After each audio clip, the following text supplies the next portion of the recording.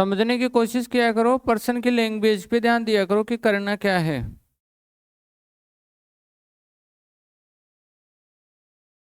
ये सब है।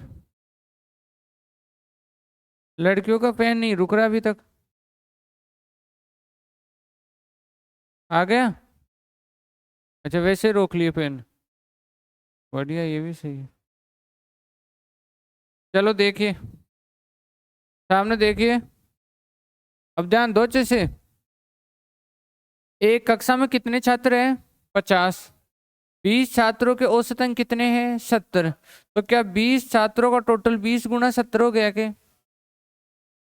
अगर ये प्रश्न में नहीं कर पा रहे हो तो फिर सही है, फिर सही है। दिल्ली पुलिस की कट ऑफ 60-62 ही जाती है तो वो सही जाती है। फिर जब बच्चा इतना ही सोचने लायक आजकल के नहीं रहे तो फिर कट ऑफ तो और भी डाउन जाएगी। इतने इजी प्रश्न है कि 50 छात्र तो पूरी कक्षा में है और उसमें 20 छात्रों के औसत अंक कितने हैं? 70। तो ये तो 20 का टोटल हो गया। 6 से 30 छात्रों के औसत अंक 80 है, तो 30 गुणा 80, ये 30 बच्चों का टोटल हो गया। ये 20 बच्चों का टोटल, ये 30 बच्चों का टोटल। पूरी कक्षा के औसत अंक बताओ। तो पूरी कक्षा का औसत निकालने के लिए पूरी कक्षा का योग बटा पूरी कक्षा की संख्या। तो ये 20 का योग और ये 30 का योग, 50 का योग बटा हुआ 50, बस। राशियों का योग बटा राशियों की संख्या। ये 20 बच्चों का टोटल, ये 30 बच्चों का टोटल, ये 50 बच्चों का टोटल। 50 बच्चे के टोटल में 50 का भाग दिया तो 50 बच्चों का औसत आ गया। तो ये बात है। अब मैं भाग भी ऐसे दूंगा, जैसे इसको काट दिया हर जगह से। एक जीरो ऊपर से कॉमन लेके काट दिया, एक जीरो नीचे से कॉमन लेके काट दिया। अब 5 का भाग इधर 20 में दूंगा तो कितनी बार जाएगा? क्या? तो 4 7 से गुणा होगा तो कितना हो जाएगा? 28। 5 का भाग उसमें भी लगेगा, 80 में भी, तो 16 बार, और 16 3 से गुणा होगा तो कितना होगा? 48। और 28 प्लस 48 कितना होता है? 76। और 76 कौन सा ऑप्शन है? तीसरा। किसी ने पूरा गुणा करके जोड़ के भाग दे दिया तो वो भी अच्छी बात है, कोई दिक्कत नहीं है। ठीक है, नोट करो।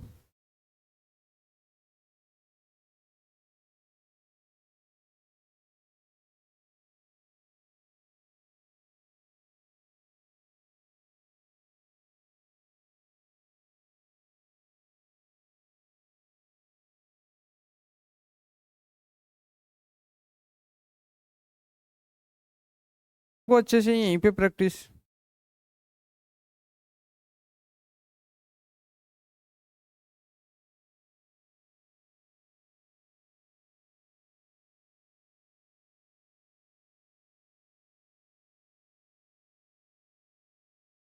अब तुम देखो मेरे 19% कराने से तुम्हारे में कितनी ताकत आ जाएगी अगर ईमानदारी से कर रहे हो तो। कर ली, बहुत बढ़िया।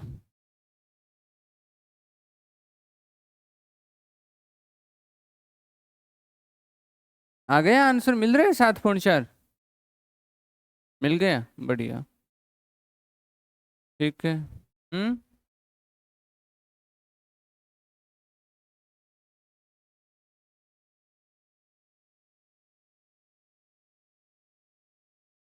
चलो देखिए, देखिए देखिए।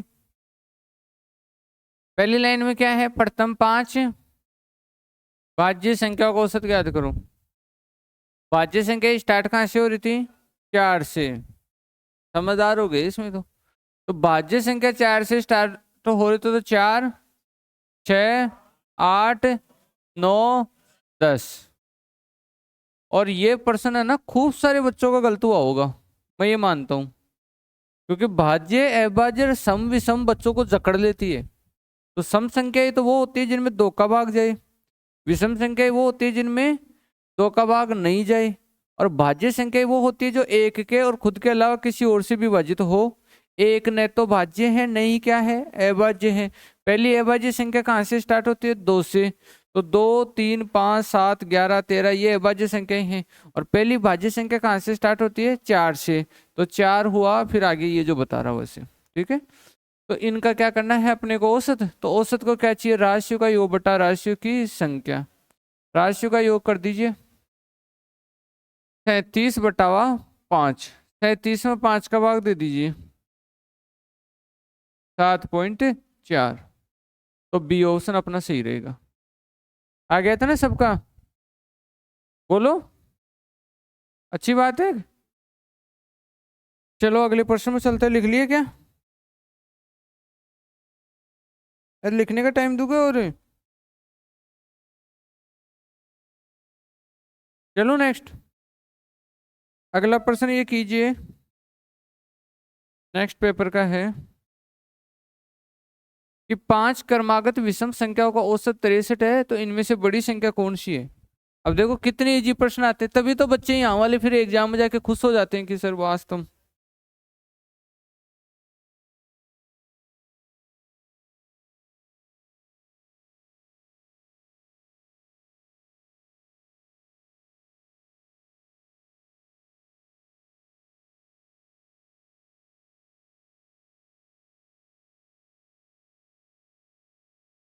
निकाल लिए सब? क्या यार 67 आ रहा है सबके ही। 5 क्रमागत विषम संख्याओं का औसत कितना है? 63 है। तो 5 क्रमागत संख्या ही लेते हैं हम। ठीक है, ये पहली संख्या, ये दूसरी, ये तीसरी, ये चौथी संख्या और ये पांचवी संख्या। ठीक है, 5 संख्या ले लिया। अब इन 5 संख्याओं का औसत कितना है? 63 है। और 5 संख्याओं में औसत 63 है, तो 63 कौन सी संख्या है?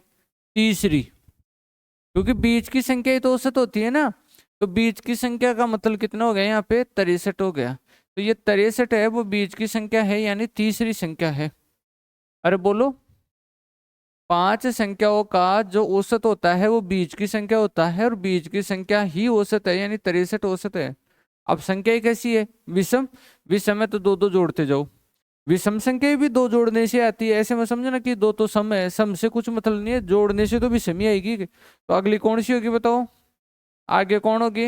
67। पीछे कौन होगी? 61। फिर कौन होगा? 59। और हमारे को पूछ रहे बड़ी संख्या, तो बड़ी संख्या क्या है? 67 है। बहुत ईजी है प्रश्न, बहुत ईजी है ना। अब मैं आपको वो हार्ड प्रश्न और करवा देता 12-13 प्रश्न, तो उनमें तो आपकी हालत खराब हो जाती, ठीक हो ही जाती। लेकिन फिर भी ऐसे प्रश्न आप एग्जाम में करके आते हैं, और कोई एक प्रश्न हार्ड प्रश्न आ जाता तो भी करके आ जाते। तो वो हार्ड प्रश्न इसलिए करवाए जाते हैं क्योंकि 10-20% चांस रहता है कि तगड़े प्रश्न आने का, इसलिए वो भी आप कर पाओ। ठीक है ना। तो डीमोटिवेट कभी नहीं होना है, चाहे मैं कैसे भी प्रश्न कराऊं, आप ये समझना है कि सर बहुत सोच समझ के प्रश्न करवा रहे हैं। जो प्रश्न 20% आने की संभावना है उसको मैं 80% करवाता हूँ। क्यों करवाता हूँ? क्योंकि वो उनको अगर प्रैक्टिस कर लिया जाए तो ऐसे प्रश्न तो आराम से ही आ जाएंगे, ये भी उनके साथ प्रैक्टिस हो जाते हैं। चलो अगला करते हैं, लिखेंगे कोई? नहीं लिखोगे? नेक्स्ट, अच्छे से करना है, इसमें कैलकुलेशन की गलती होने का चांस रहता है, तो वो आपसे नहीं हो। ये अगले पेपर में पूछा गया प्रश्न है।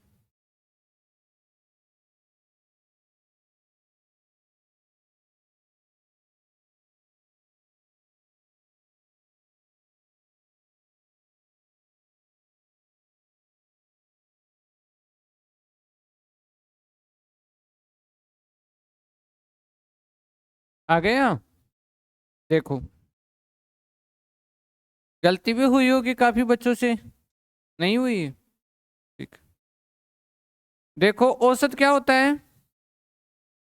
राशियों का योग बटा राशियों की संख्या। कितनी संख्याएं हैं? 1 2 3 4 और 5। तो बटावा के नीचे तो 5 आएगा, बटावा के नीचे तो क्या जाएगा? 5। राशियों का योग करना है तो क्या 144 प्लस 169 प्लस 196 प्लस 225 और प्लस 256, यही था क्या? औसत बराबर होता है राशियों का योग बटा राशियों की संख्या, और हमने ये लिख दिया। ये तो बहुत नॉर्मल बात है। अब बताओ इसका इकाई अंक कौन है? 6, 6 और 5 11, 11 और 6 17, 17 9 26, 26 और 4 30 का क्या आएगा? हासिल की कितनी आएगी? 5 और 3 8 और 2 10 और 9 19 और 6 25 और 4 29 का हासिल की कितनी आएगी? 2 और 2 6 7 8 9 990 में 5 का भाग देना है।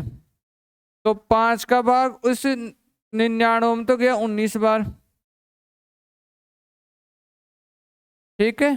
95 आ गया, फिर 40 यानी 40 में 5 का भाग कितनी बार जाएगा, 8 बार। तो आंसर कितना आ जाएगा, 198। तो अब एग्जाम में मान लो कि ऑफलाइन हो या कंप्यूटर की स्क्रीन पर हो, तो बस सतर्कता के साथ करना, नहीं तो ज्यादा ये खुशी मनाना कि ये तो पर्सन बहुत ही आ गया, अब तो बस भाई छाको, और ऐसे मत करना ना, ऐसे सोचने लग जाते हो अंदर ही अंदर, ठीक है। भाई बाद में चाहता है ना, क्लासरूम में नहीं चाहता है, ठीक है।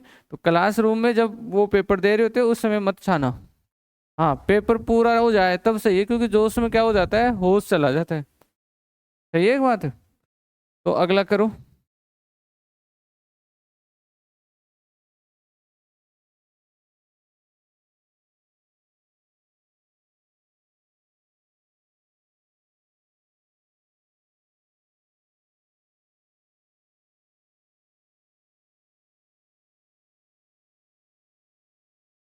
देखो सामने देखिए, 8, 6, 14, 7 और अक्स का औसत 11 है, तो अक्स का मान क्या होगा।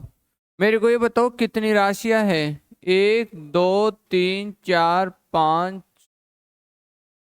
5 ही है, और औसत कितना है, ये 11 गुणा 5 क्या है,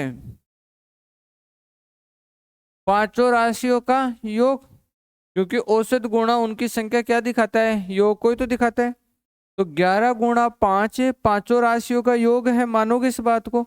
अगर ये पांचों राशियों का योग है, तो क्या 8 + 6 + 14 + 7 + अक्स भी पांचों का योग है क्या, पांचों का योग बराबर पांचों का योग, करेक्ट है इतनी बात, पांचों का योग बराबर पांचों का योग। अब इन सब का जोड़ उधर से घटेगा तो अक्स का मान आ जाएगा, इन सब का जोड़ हम करते हैं तो कितना होता है, 35 होता है। 35 इनका जोड़ है प्लस अक्स है, और बराबर कितना हो गया, 55, और अक्स बराबर ये 35 उधर जाके कट जाएगा तो माइनस का हो जाएगा। तो 35, 55 माइनस 35 क्या बच गया, 20, और अक्स की जगह क्या है, 20 ही है। तो ये बहुत इजी सा प्रश्न था। अब मैं कोई छांट छांट के पेपरों के नहीं करवा रहा हूँ, कंटिन्यू पेपरों के करवा रहा हूँ, और आप देखते हो कि अगर ईमानदारी से मेरी कॉपी भी तैयार करते हो ना, तो भी एग्जाम में आप आराम से करके आ जाते हो, अधिकांश एग्जामों के प्रश्न तो, ठीक है। कुछ एग्जाम जैसे एमटीएस, सीएचएसएल, एनटीपीसी की सीबीटी 2, उनमें कुछ हार्ड प्रश्न भी देता है, वो किसी न किसी गिने चुने टॉपिक से देता है। देखो 25 टॉपिकों से प्रश्न पूछना है ना, तो 18-19 से इजी पूछता है, 5-6 से हार्ड पूछ लेता है। इसीलिए हमें सारे टॉपिकों को हार्ड भी पढ़ना होता है, क्या पता उन्हीं से हार्ड पूछ ले, ठीक है। हो गया सबका नोट, हो गया। चलो इसके बाद में चलते हैं अगले प्रश्न में, चले ना अगले में, ये कीजिए।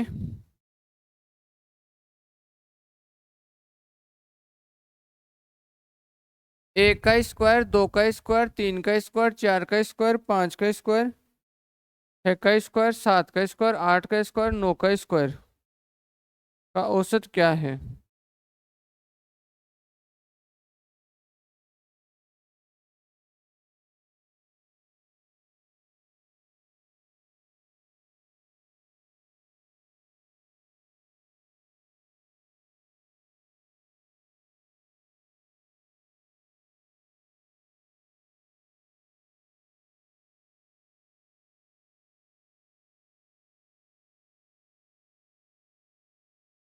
देखिए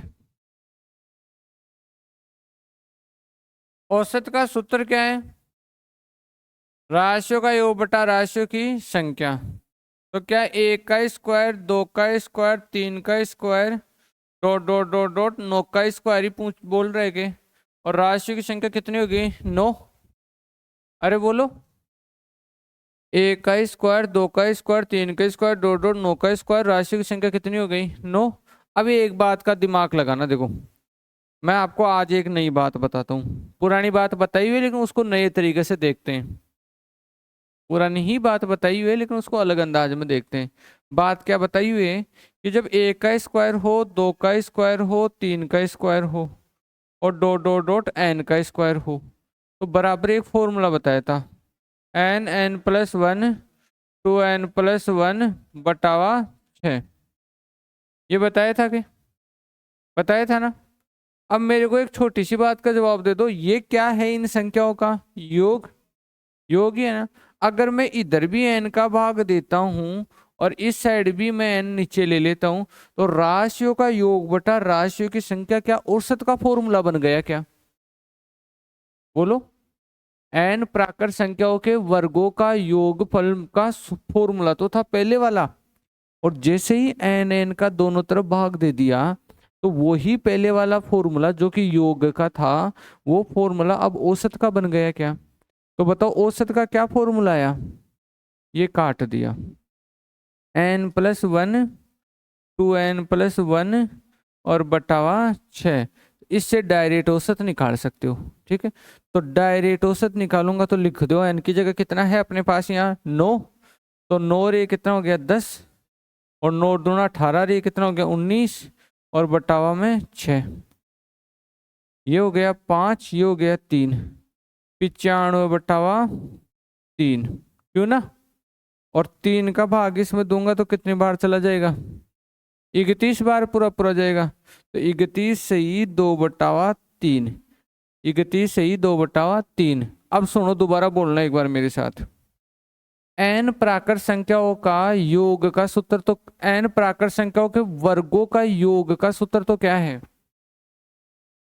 n प्राकृत संख्याओं के वर्गों का योग का सूत्र क्या है?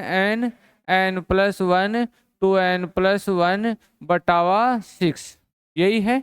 और n प्राकृत संख्याओं के वर्गों का औसत का सूत्र क्या है?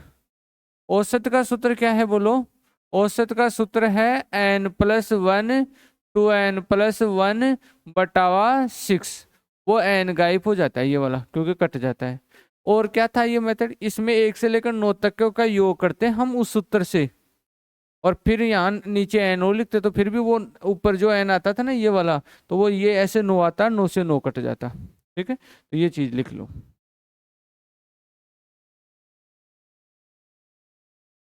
अब कोई ये सोच रहा है कि मैं 1 से लेकर 9 तक का वैसे वर्ग निकाल के जोड़ के कर लूं, तो कर लो, अभी तो काम हो जाता। लेकिन अगर 20-30 तक दे देता तो फिर दिक्कत आती, फिर फॉर्मूला पता होना जरूरी था।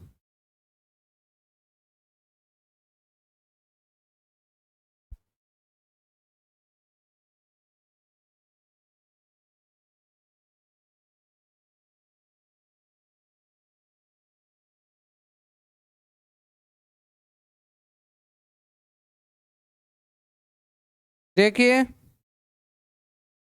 क्या करेंगे हम, औसत बराबर राशियों का योग बटा राशियों की संख्या। तो औसत बराबर राशियों की संख्या कितनी है?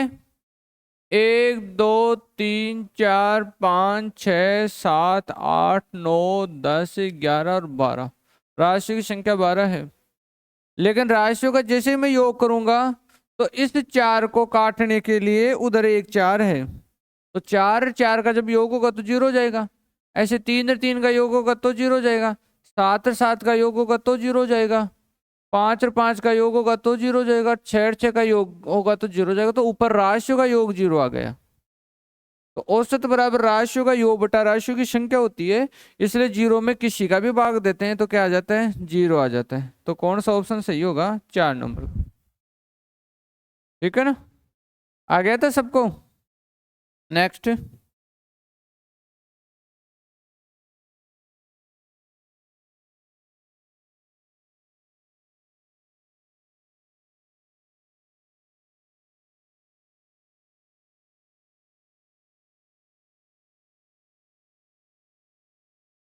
चलो देखो, यदि 6 7 12 और x-1 और 10 का औसत 10 हो, तो x का मान क्या है? पहले तो ये बताओ है कितनी संख्या है? 1 2 3 4 5, इसको कोई दो तो नहीं मान रहा? हाँ, ये एक ही संख्या है x-1, तो ये अकेली संख्या ही होगी। तो 5 संख्याओं का औसत कितना है? 10, तो 5 का टोटल कितना हो गया? 50। कर लेंगे ना ऐसा? अब इन पांचों का योग कर दो इधर भी, तो 6 + 7 + 12 + 10 और प्लस में क्या आएगा? x-1। पांचों का योग कर दिया ना, 5 का योग बराबर 5 का योग, क्यों ना भाई? 5 का योग बराबर 5 का योग, तो 6 + 7 + 12 और x - 1 और 10, सबका योग बराबर सबका योग। कोई दिक्कत नहीं है ना किसी के? बोलो क्या आया इधर? 35 आएंगे। 22, 29, 35, 35 में से 1 गया तो 34, 34 उधर जाके घटेगा, तो x बराबर 50 - 34, तो x बराबर कितना आ गया? 16। x बराबर 16 कौन सा ऑप्शन है? 4 नंबर का ऑप्शन है। ठीक है ना, नोट करो।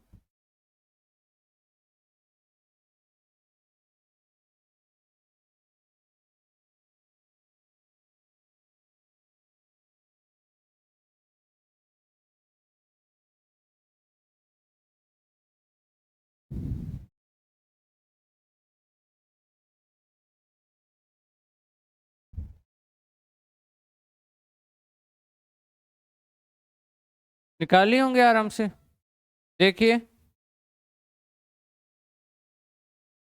सामने देखिए, सिर्फ कुछ भी नहीं है, भाषा का खेल है। लैंग्वेज को अच्छे से पढ़ो और महसूस करो कि औसत चीज क्या है।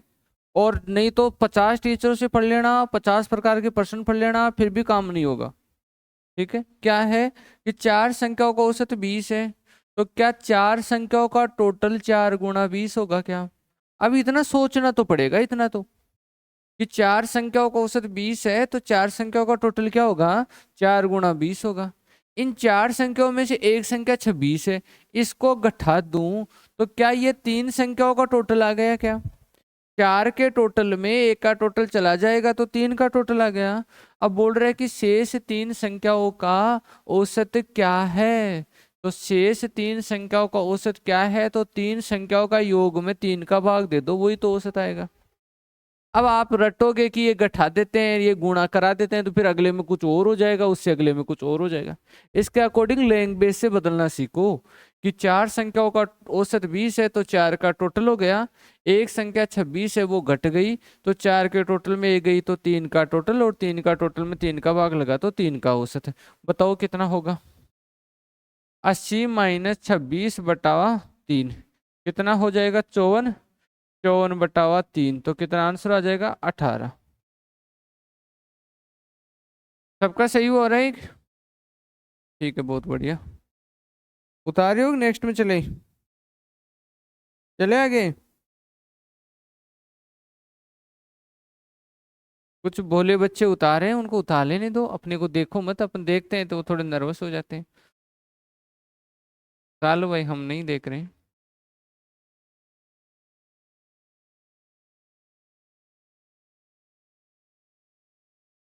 उतार लो, कोई झूठी होशियारी में मत बैठना कि अब तो मैं सरा का सामान उतारो ही कौन होला, चाहे कहीं हो जाए। उतार लो, जैसा आपको लगे उसी स्टेज से मेहनत करो। ठीक है ना? सही है, एक बात है। एक आदमी 1000 कदम चल के भी रुक गया तो वो कभी आगे नहीं बढ़ पाएगा, और एक आदमी 1 कदम पर ही है, वो चलता ही चलता रहेगा, तो 1000 नहीं 10,000 कदमों तक भी जाएगा।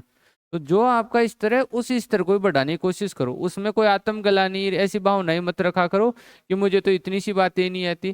सबको जिनको आती है उनको भी कभी इतनी सी ही आती थी। ठीक है, सबने मेहनत किया तो उस हिसाब से स्तर बढ़ा।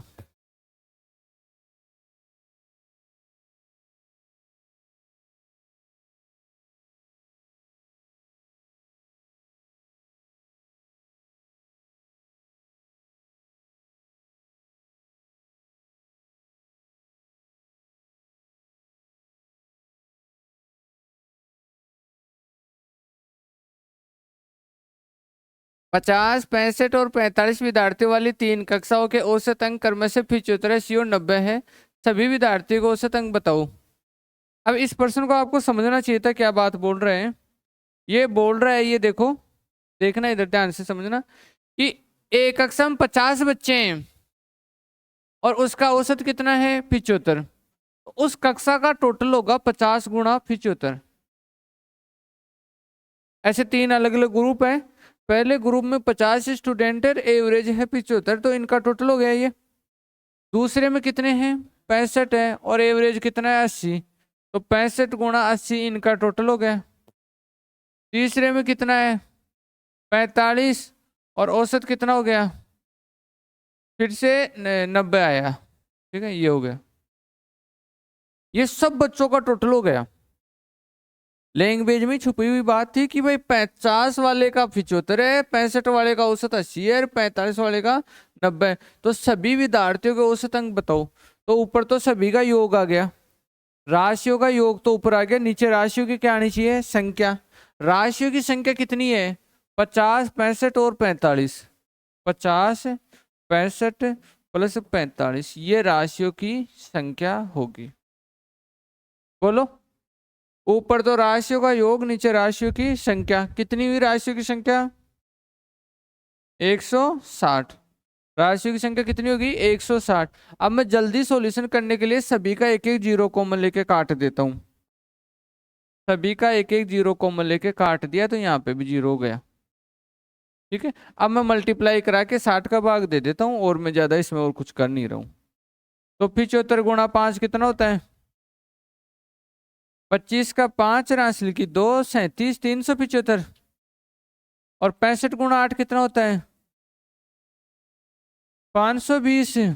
और 45 गुणा 9 कितना होता है, 405 बटा 16। अब बताओ इन सबका टोटल कितना आया, 1300 आया। कन्फर्म है, 1300 में भाग देना है किसका, 16 का।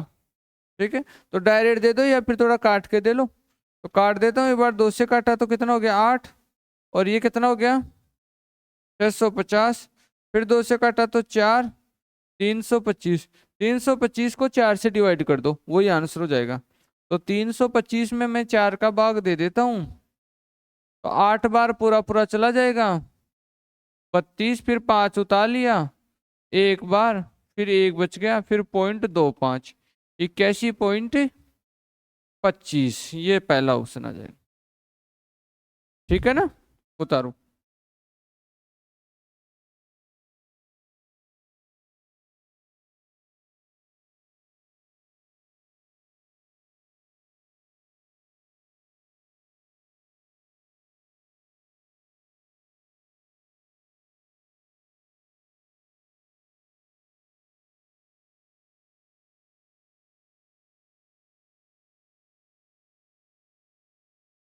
चलो देखिए, बताता हूं मैं।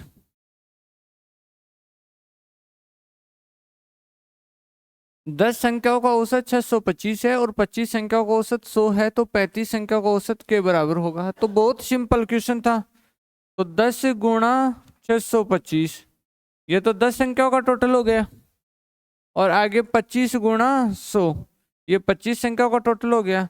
तो राशियों का योग बटा राशियों की संख्या, संख्या कितनी हो गई, 35। तो 10 गुणा 625, तो 10 का टोटल, और 25 गुणा 100 आगे वाले का टोटल, बटावा में राशियों की संख्या कितनी हो गई, 35। सही है सबके लिए। अब कैसे करोगे सोल्व, तो सबसे पहले 5 से काट देता हूं, तो 7 बार, क्यों ना, 2 बार और 5 बार, ये कितना हो गया, 1250 और 500, ये क्यों ना, तो 1750 हो गया क्या, 1750 बटावा 7, पूरा पूरा चला जाएगा। 2 बार दिया तो 14, और 35, 35 में जाएगा 5 बार, और फिर 0, 250। तो ज्यादा कोई दिक्कत नहीं थी इस प्रश्न में। चलो आगे।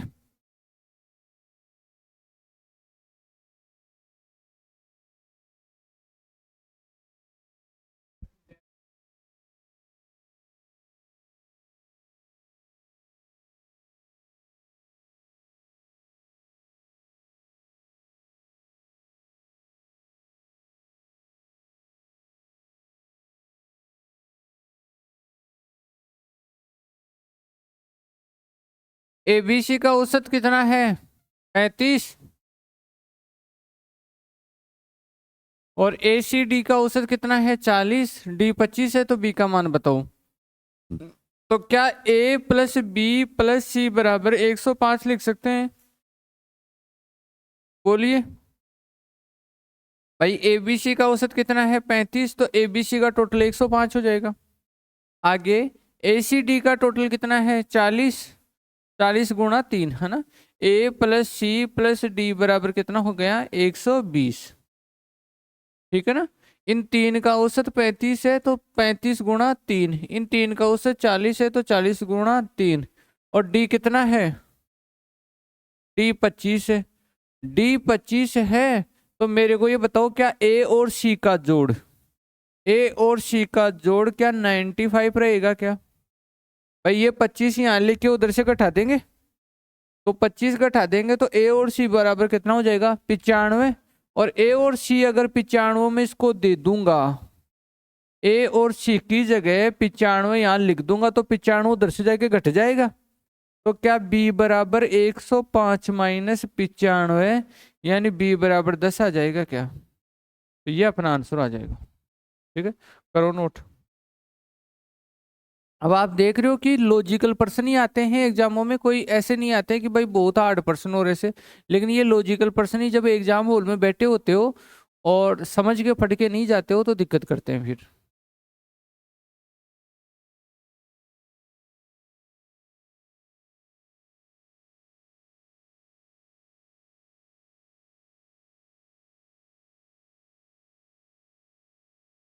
देखिए 15 छात्रों की किसी कक्षा का औसत भार 30 केजी है, तो देखो मेरा टारगेट ये है इस प्रश्न में कि मैं 15 बच्चों का टोटल कर लूं और 16 बच्चों का भी टोटल कर लूं, और जो 16 बच्चों का टोटल होता है उसमें से 15 बच्चों का टोटल घटा दूं, तो कौन सा बच्चा बच जाएगा, जो नया जुड़ेगा वो एक बच्चा बच जाएगा और अपना प्रश्न सोल्व हो जाएगा। तो 15 छात्रों की किसी कक्षा का औसत भार 30 केजी है, तो क्या 15 का टोटल क्या 15 गुणा 30 होता है क्या, यानी 450। अब एक बच्चा और आ गया, तो क्या 16 बच्चे हो गए क्या? तो 16 का टोटल कितना होगा, औसत भार 1 केजी बढ़ जाता है, 1 केजी बढ़ जाता है तो 30 की जगह कितना हो जाता है, 31। ठीक है, अब 16 का 6 हासिल की 1, और 48 रे कितना हो गया, 49, 496। ये है 16 का टोटल, ये क्या है 15 का टोटल। 16 के टोटल में से 15 का टोटल जाएगा तो क्या बच जाएगा, 6 और 4 46। तो वो जो एक था उसका टोटल कितना था, 46 था। बस, ठीक है नहीं है? अरे बोलो, उतार लो।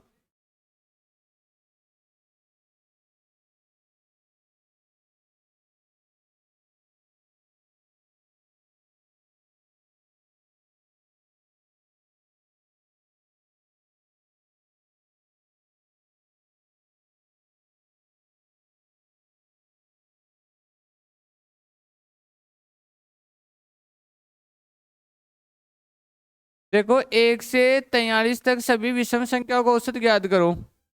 तो 1, 3, 5, ऐसे कितना हो गया, 43। इसमें ये जरूर देखना, तक करके मध्य वो जरूर गौर करके देखा करो। तो औसत क्या होगा, पहली और आखिरी के जोड़ में किसका भाग दे देंगे, 2 का, तो कितना आ जाएगा, 22। करेक्ट है कि सबका? अगला,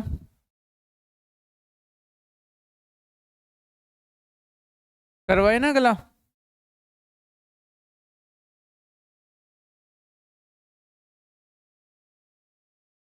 एन प्राकृत संख्या का औसत है, तो एन, क्या एन विषम है, तो बताओ।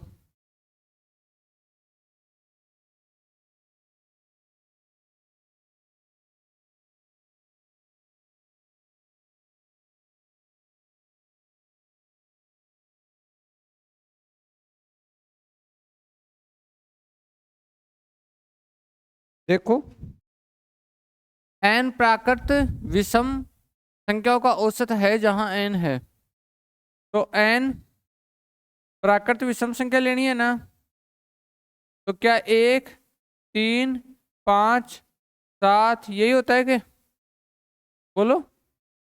और एन प्राकृत विषम संख्याओं का औसत हमें देखना है, तो अंतिम पद क्या होता है इसका, 2n-1, यही तो होता है। एन जब विषम संख्या में आपको लिखाया था तो उसकी सीरीज ऐसे लिखाया था, याद करो, 1 + 1 3 5 7 और अंतिम पद क्या लिखाया था, 2n-1, यही लिखाया था ना। अब ये बोल रहा है कि एन प्राकृत संख्या लेनी है, ये भी कितनी संख्या होगी, एन संख्या होगी, क्योंकि अंतिम पद तो 2n-1 ही लिखते हैं विषम के तो। और इसका औसत निकालने का तरीका क्या था कि पहली और आखिरी के जोड़ में सर हम 2 का भाग दे देते हैं, तो ये काटा तो 2n/2 तो क्या गया n। बहुत ही शानदार प्रश्न था, बहुत कम बच्चे करके आते। और देखो मेरी कहाँ की बात में से प्रश्न आ गया, मैंने विषम संख्याओं का अंतिम पद लिखा दिया ना आपको, तो प्रश्न आ गया उसमें से। और देखो लॉजिक, मैंने बिल्कुल ऐसा नहीं लिखाया 1 3 5 7 11 डॉट डॉट डॉट डॉट। कुछ टीचर इससे बचने के लिए कि बच्चों को कम समझ में आएगा इसलिए आगे का लिखते ही नहीं, लेकिन मैंने फिर भी लिखा कि चाहे कम समझ में आ जाए लेकिन प्रश्न बन के आ सकता है। देखो बन के आ गया। तो विषम संख्याओं का अंतिम पद 2n-1 बोलते हैं अपन। और सम संख्याओं का पूछ लेता है यही प्रश्न तो क्या बताते, तो हम इस प्रश्न को ऐसे करते हैं कि 2 4 6 डॉट डॉट डॉट 2n, और औसत के लिए पहली और आखिरी के जोड़ में 2 का भाग देते हैं, तो तब होता है औसत n+1 बस। ठीक है बात। तो ये बहुत ही शानदार प्रश्न था ये। और आप तो यहाँ पे आंसर दिख रहा है तो फिर भी कर लेते होंगे, नहीं तो एग्जाम में गलत करके आओ पक्का। एक और करो।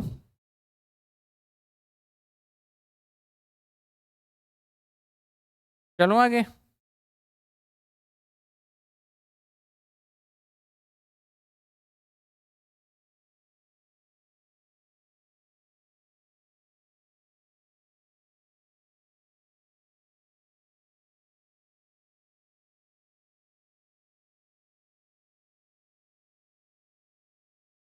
देखो दो संख्याओं का औसत कितना है 24, तो 2 × 24। दो संख्याओं का औसत है 24, तो 2 × 24। और तीन अन्य संख्याओं का औसत कितना है 29, तो 3 × 29।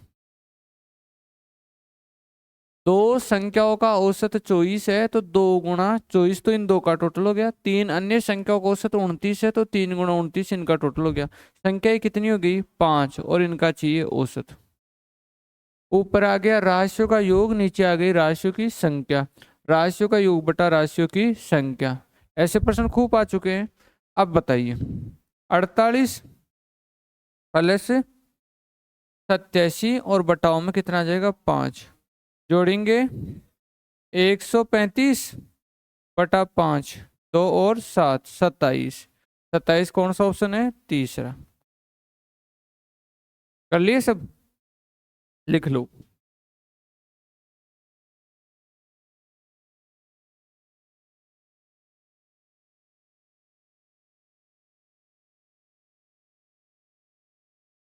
अब भाई मैं 5-7 मिनट बातें करूंगा, अगर ऑनलाइन वाले बच्चों में भी कोई बातेरा बच्चा है तो रुक जाओ, और नहीं तो पढ़ाई का काम हो गया भाई। यहाँ से बातें क्या करूंगा वो सुनो। कितने प्रश्न हो गए आज, कितने हुए 16। अब मेरे पास क्या कुछ दिनों पहले एक बात आई थी, ठीक है। बात ये आई थी कि पहले जैसे मैं ऑफलाइन किसी कोचिंग में पढ़ाता था, ठीक है, तो वहां का कोई बच्चा यहाँ पे भी आके पढ़ा। अब यहाँ पे आके पढ़ा तो उस बच्चे ने किसी बच्चे को ये बोला कि यार ये सर वहां पढ़ाते थे तो सारा समझ में आता था, और यहाँ पढ़ते हैं तो समझ में सारा नहीं आता है। ठीक है, तो मैं भी ये सोचा कि चलो भाई ये बात बच्चे ने रखी है, तो हमेशा बच्चा कोई ना कोई कारण से कोई ना कोई बात रखता है। ठीक है, अब मैं बताऊं वहां उसको क्यों समझ में आता था और यहाँ उसको क्यों समझ में नहीं आता उतना।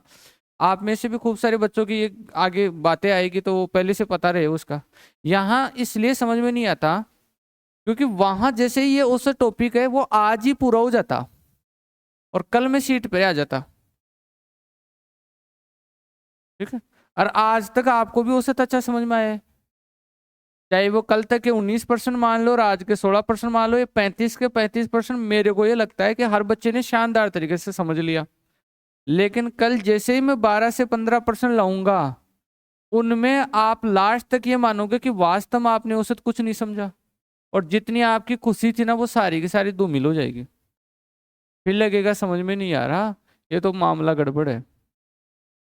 तो फिर क्या हो, समझदारी बढ़े, क्योंकि वहां पे करवाया ही 60% आता था। और जब इजी चीज करवाई जाती थी, जैसे क है ग और घ, ये सिखाया जाए तो कोई दिक्कत नहीं है। लेकिन जैसे ही हम इसका यूज करते हुए ये लिखाते हैं कागज, तो अब यहाँ पे मात्रा वात्रा और शब्दों का कॉम्बिनेशन भी बनता है। तो जैसे ही मैं कल के 12-15% करवाऊंगा, उसमें इन जैसे 3-3 4-4 छोटे मोटे प्रश्नों का कॉम्बिनेशन रहेगा। वो पर्सन वो भी एग्जामों के ही रहेंगे। लेकिन फिर क्या है, फिर वो पर्सन क्या चीज है, वो पर्सन क्या चीज है मैं बताऊं। अभी मान लो कि कोई पेपर हो आपका जिसमें 25 क्वेश्चन आए, 25 क्वेश्चनों में से 18% या 19% किसी भी टीचर से पढ़ने वाले बच्चे करके आ जाएंगे। किसी भी टीचर से पढ़ने वाले बच्चे करके आ सकते हैं। जिनका बेसिक थोड़ा बहुत कमजोर है वो भी करके आ सकते हैं। लेकिन ये जो 5 या 6% है ना, उनके लिए हमें बहुत बड़े स्तर तक की तैयारी करनी होती है। और ये 5-6 जो प्रश्न हार्ड आते हैं ना, ये मान लो कि 25 टॉपिकों के प्रश्न हैं, तो 20 टॉपिकों के प्रश्न इजी ही आते हैं, 5 टॉपिकों के प्रश्न हार्ड आते हैं। अब वो 5 टॉपिकों के हार्ड आते हैं, वो कौन से 25 टॉपिकों में से आएंगे इसका पता टीचर को नहीं रहता। और इसलिए मेरी मजबूरी बन जाती है कि मुझे 25 के 25 चैप्टरों में हर एक चैप्टर के वो 10-20% जो हार्ड होते हैं वो वाले भी करवाने होते हैं। तो क्या पता किससे आ जाए। अभी जैसे कल की क्लास में मैं रेलवे के एग्जाम आए हुए औसत के प्रश्न लूंगा और तुम चक्री काटोगे सारे के सारे। आज इक्का दुक्का ही गलत कर रहा था, कल कोई इक्का दुक्का भी सही कर दे, वो भी बड़ी बात होगी। इसलिए विश्वास करो, मैं आपको दुख पहुंचाना नहीं चाहता, ठीक है। लेकिन मैं ये जरूर चाहता हूं कि कल कोई एग्जाम दे तो आपको कम से कम मेरे पढ़ाई हुए में से हर क्वेश्चन मिले। और आप तैयार भी नहीं करोगे तो ये तो मानो कि कम से कम सर ने तो करवाया था। क्योंकि आप स्पेशल जगह क्लास ले रहे हो, तो मैं नॉर्मल क्लास हो तक ही आपको रोक दूंगा, तो फिर तो आप नॉर्मल क्लास किसी भी कोचिंग में जाके कर सकते हो।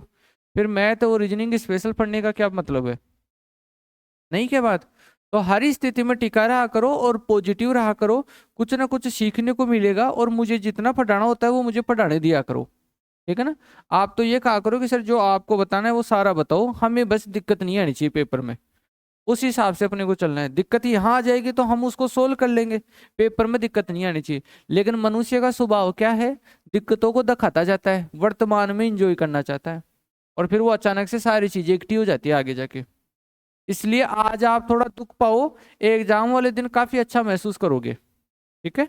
और अगर आज आप काफी अच्छा महसूस करना चाहते हो तो फिर एग्जाम में बुरा महसूस करोगे। फिर आप बोलते हो कि सर हम 18-19 ही ले आएंगे, तो फिर भी मेरे बताने पर भी अधिकांश बच्चे 18-19 तक ही लाएंगे, सबके थोड़ी तैयार हो जाएंगे, ठीक है। लेकिन उनकी वजह से ये 18-19 आने का चांस भी बढ़ जाएगा, स्ट्रोंग हो जाएंगे ये भी, ठीक है। और कोई अगर SC/ST का बच्चा है या फिर कुछ ऐसी कैटेगरी का है जिनमें थोड़ी सी कम जाती है कट ऑफ, तो उन बच्चों को तो इतने में भी काम हो सकता है, ऐसी बात नहीं कि नहीं होगा। और हो सकता है कि OBC जनरल वालों का भी इतने में काम हो जाए। लेकिन घी खाया हुआ बेकार कभी नहीं जाता, ठीक है ना, वो कभी ना कभी काम आता है। इसलिए पढ़ लिया करो, आपको कोई ऐसी दिक्कत नहीं है। जहां तक मुझे लगे थोड़ा बहुत 20-19 में वहां तक पढ़ा दूंगा आपको, ठीक है। अब सीट की अच्छी प्रैक्टिस कर लेना। कल 12 से 15% में थोड़े हार्ड प्रश्न करूंगा, परसों सीट बताऊंगा, परसों के बाद में नेक्स्ट टॉपिक चालू होगा। बस ये इसका फाइनल रहेगा इस टॉपिक का, ठीक है। चलो।